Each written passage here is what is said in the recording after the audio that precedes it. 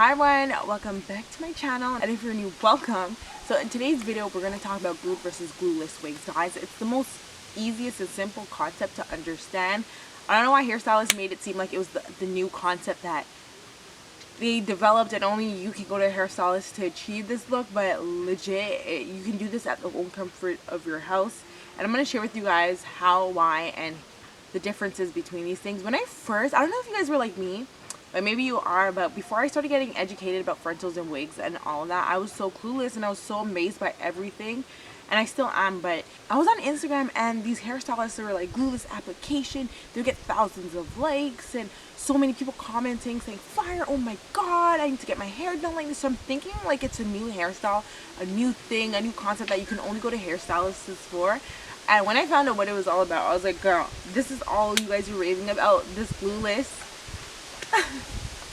Anyways guys, yeah, if you guys are interested in knowing more, let's get started. I'm going to break down the difference based on 5 things. There may be more, but I'm going to break it down to 5 things. So the first thing about glue and glueless is literally the name. So glue is basically when you're adding lace glue onto the lace of your wig, so like your frontal, your closure. And glueless is basically not having any glue at all to do your install. Now where the rave comes in is that people feel like the traditional way or the popular way is that people, they're always like, oh, when you're installing frontals, closures, you have to have glue to make it look natural and melt into your skin and all that.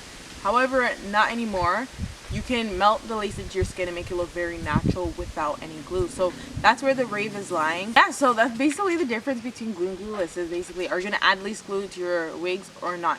And is it still going to look natural? And now with today's day, you can still do frontal installs, full wig installs, full lace installs without any glue. And on my channel, I do a lot of installs without any glue.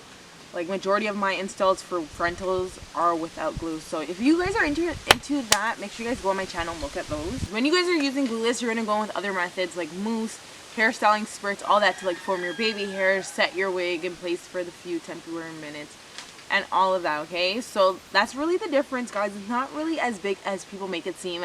Once I got more educated about frontals and wigs and adhesives and gluing down everything, I was like, oh my gosh. So another thing about glue versus glueless wigs that a lot of people like me like about glueless wigs is that it takes less time to get ready. So when you're doing your hair, it takes way less time. You don't have to worry about putting an hour away just for your hair. Yeah, so glueless cuts down the time on how long it takes to apply your frontal wigs or your closure. So that's the difference between a glue wig, which would take like a very long time. It takes me a long time to install glue wigs. I'm just not that fast, and I want it to look really well if I'm gluing down wigs, compared to glueless wigs. It takes me way less time, and that's why I prefer glueless frontals, glueless full lace wigs, and everything like that.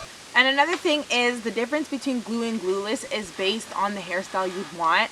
Now you'd want a glueless wig based on a certain hairstyle, and then you would want to glue down your lace frontal wigs based on this other hairstyle. So if you're someone who's like, okay, I'm going to show my entire hairline today, whether you just want like a really slick back sleek look, or you want to put your hair up, you're going to have to show your hairline. So that's why you're going to want to go in with glue.